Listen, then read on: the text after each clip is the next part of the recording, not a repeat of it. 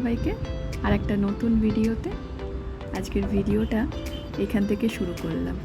আজকে সারা দিনের বিশেষ পাওয়া, তিনটে জবা ফুল একসঙ্গে। এখন বাজছে দুপুর 3:30 মতো। তাথয়ের আজ লাস্ট এক্সাম ছিল, এই সবে বাড়ি ফিরল। তুমি ও ঘুম পাচ্ছে মনে হয়। ওরও ঘুম পাচ্ছে, ওরও ঘুম পাচ্ছে। দুজনেই রাত জেগে পড়াশোনা করেছিস? ম্যাঙ্গোটার থেকে বেশি করেছে। হ্যাঁ, বই খাতা ছিঁড়েছে, পেন চিবিয়েছে কতগুলো।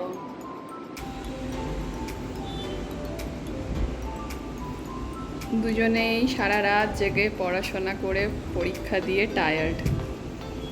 না, ওটা টায়ার্ড না, এটা কখনোই টায়ার্ড থাকে না, মাঝে মাঝে একটু ঘুমিয়ে নেয়। ফ্রেশ হয়ে এখন বসেছে একটা পার্সেল খুলতে। কয়েকদিন ধরেই বলছিল ওর একটা নাকি অর্গানাইজার চাই। এখন খুব শখ হয়েছে নতুন নতুন ইয়াররিংস পরার। আস্তে আস্তে বড় হচ্ছে তো, সাজগোজ করতে শিখছে। তাই এই পাউচ ব্যাগগুলো আমি অর্ডার করেছিলাম অনলাইনে। এগুলো মিশো থেকে, খুব কম দাম জানেন তো। 3টে সেটের এই ব্যাগটার দাম নিয়েছিল 109 টাকা।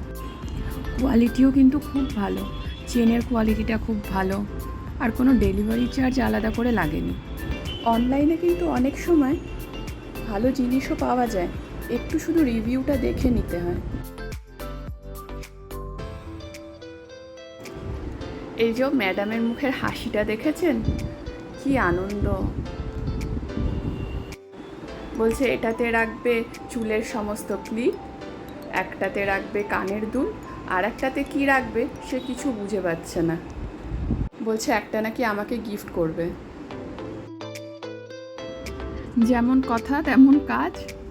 নিয়েছে সব থেকে ছোট বক্সটা ইয়াররিংসের জন্য।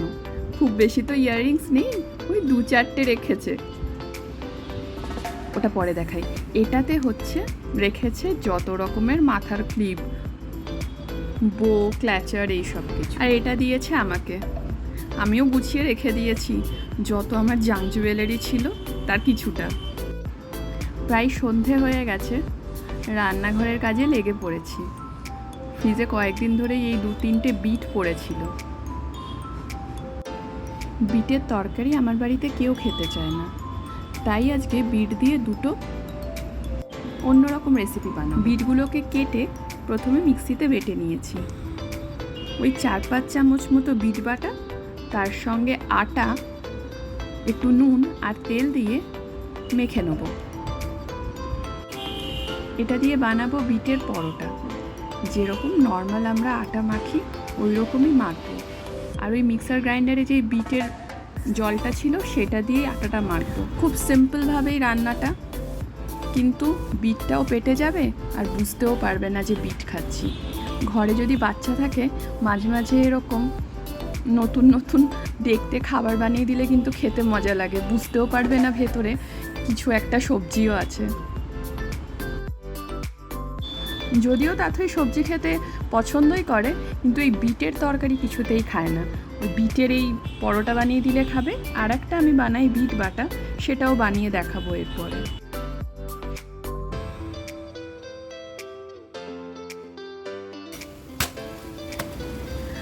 ব্যাস হয়ে গেল বিটের পরোটা। রাত্রেবেলা আলুর দম, ঘুগনি বা শুকনো কোনো তরকারির সাথে দারুণ লাগবে খেতে।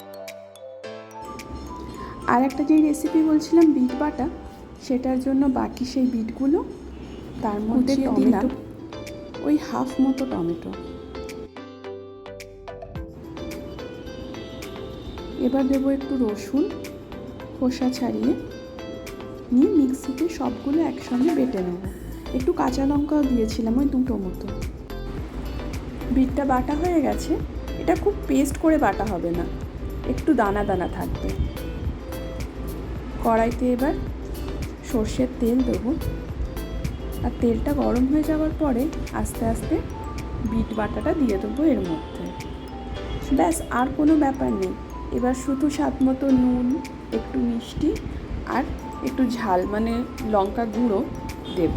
একটু ঝাল ঝাল হবে খেতে। আর শুধু নেড়ে যেতে হবে। রঙটা আস্তে আস্তে লাল থেকে কালচে কালচে হয়ে যাবে। এত সোজা একটা রান্না, কিন্তু খেতে চমৎকার। গরম ভাতের পাতে খুব সুন্দর লাগে খেতে। আর পুষ্টিগুণ কত সেটা তো আর বলতে হয় না।